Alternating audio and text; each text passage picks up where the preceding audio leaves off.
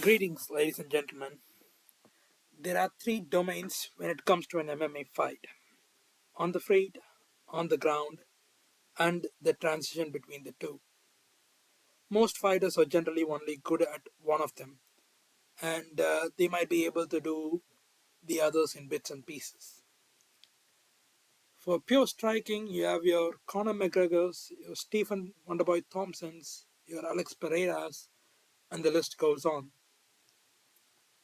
For pure wrestling, you got Colby Covington, Merab Dvalishvili, Mateusz Gamrot. These are really great examples of pure wrestlers. And then you have your pure BJJ virgins in Kron Gracie, Paul Craig, and Ryan Hall. If we can put two of these together at a relatively high level, this already means you're most likely going to be a top contender in your division or maybe even a champion. For example, you got Alex Volkanovski, who can do uh, striking and wrestling at a high level.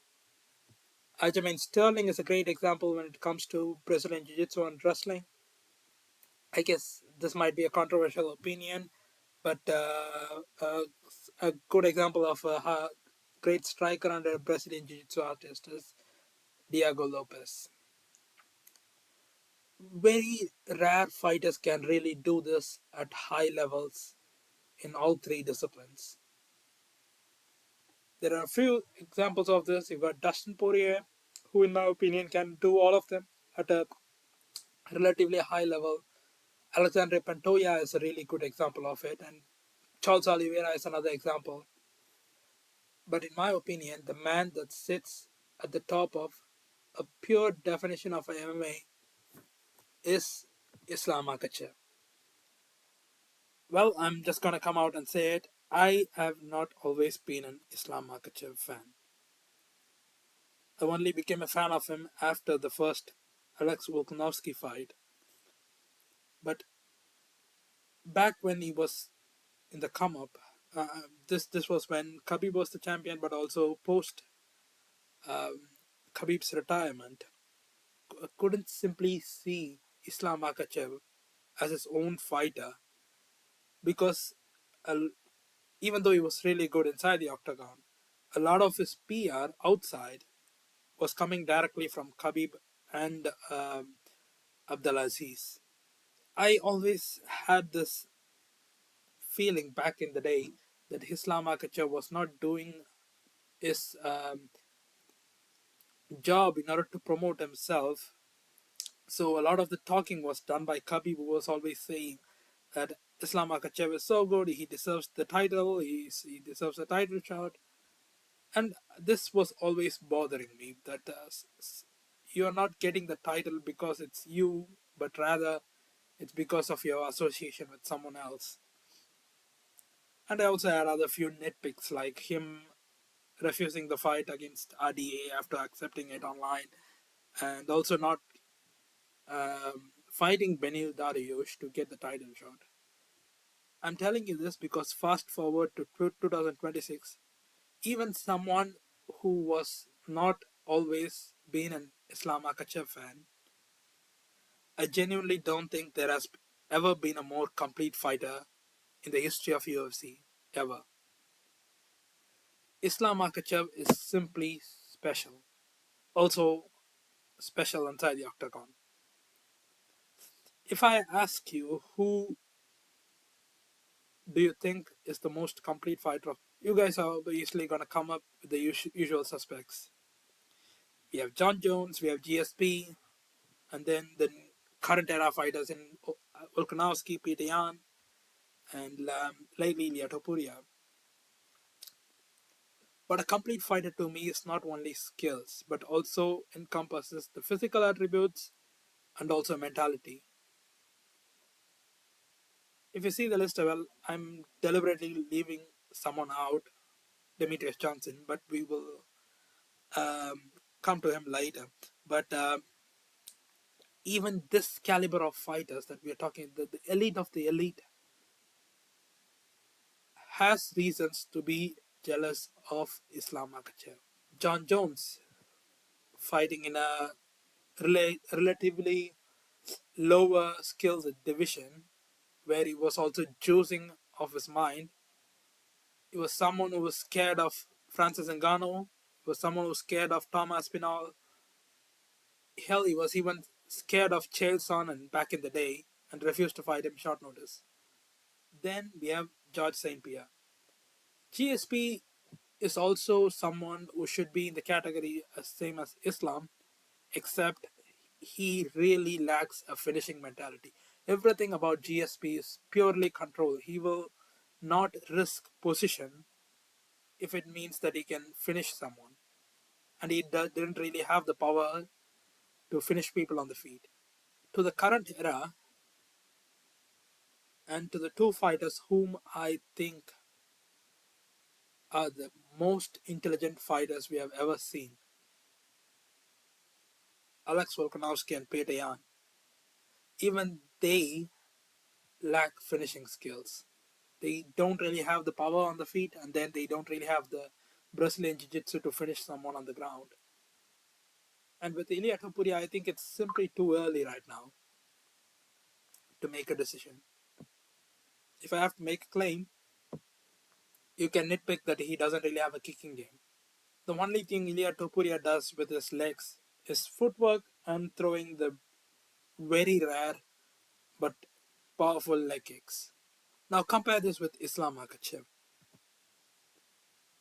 I can only describe Islam as a create your own fighter. He's got decent power on his fist. He knocked down Volkanovski, Oliveira. He hurt Dustin Poirier with high level grappling. It's not just wrestling. His judo is there. His submission skills are there. Probably the best grappler in the UFC. He's got the finishing mentality. He will chase a finish if it's there. He's got really high level striking. Islam Makhachev can strike with the best of the best, and he has shown that he can in the Dustin Poirier fight. He has really a high fight IQ. He will not let his emotions take control of it. He's very self-disciplined. He's not gonna make very stupid mistakes. At least he hasn't made any mistakes for the last 15, 16 fights since the Adriano Martins KO. He's got really good cardio, solid chin. Again, this was complaint back in the day because he got knocked out by Adriano Martins and also hurt by a couple of others. But I really think he took shots really well from Dustin Poirier. I think that's enough of evidence for me to know that he has a really good chin. And at welterweight, his chin is only going to be better. He's got a very good kicking game. He can attack everywhere. He can set it up really well.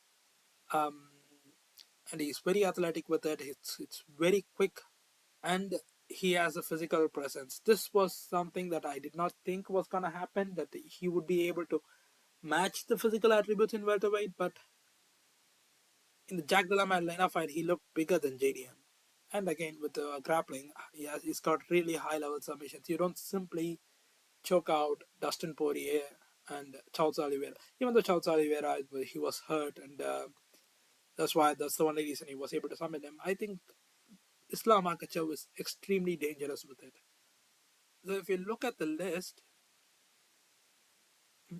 almost all of it also applies for Demetrius Johnson. What Islam has over Demetrius Johnson is the physical presence.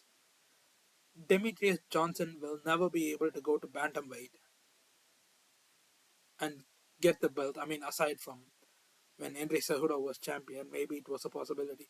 But he will never be able to beat Peter Yan. He would never be able to beat Merab Dvalishvili. He would never be able to beat Dominic Cruz, TJ Dillashaw. These people would be too big for him.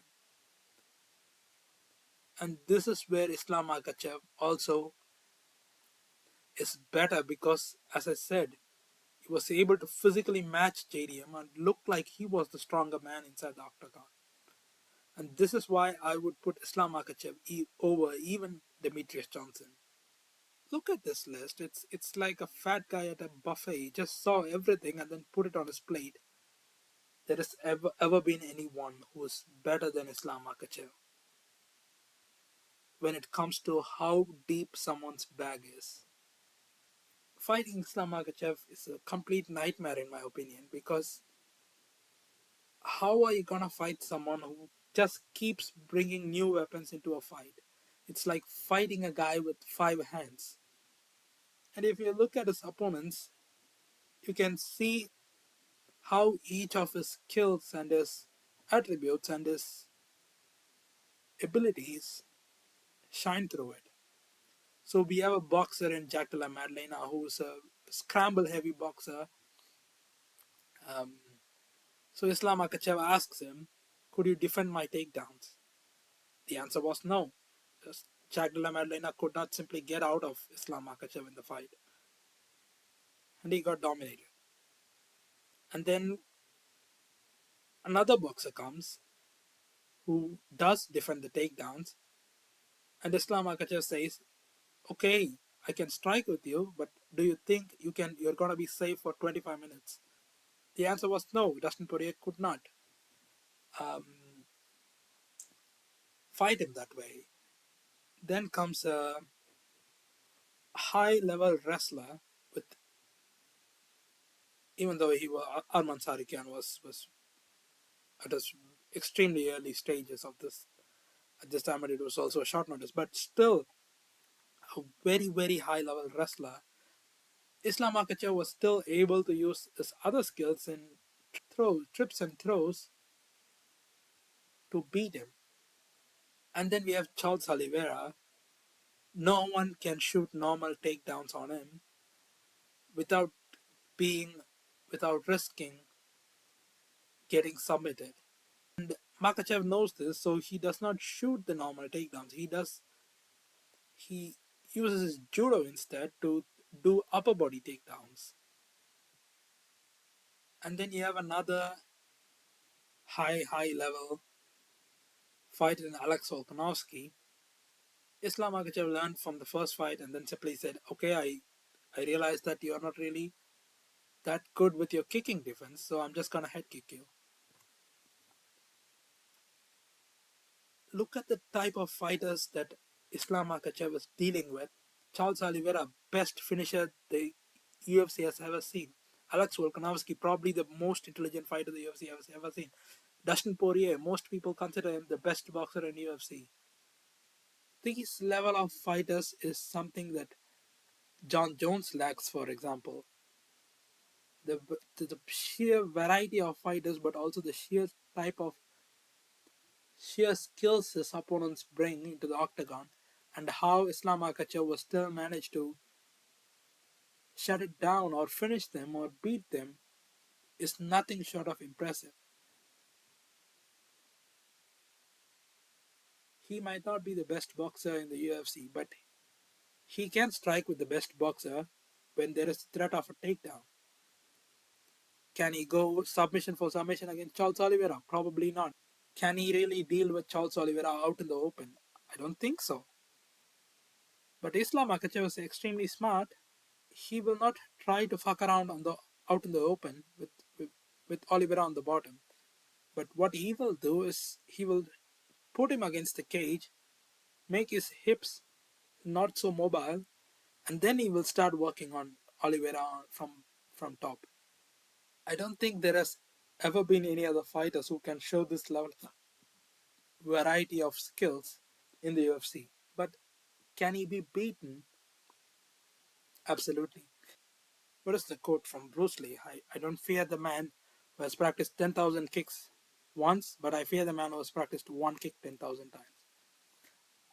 I think Ilya Topuria asks a very good question against Islam Makhachev. We have seen Islam Makhachev struggle against the cage. Volkanovski hurt him a lot.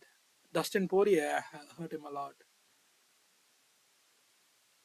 And if Ilya Topuria gets there, he might finish Islam Makhachev.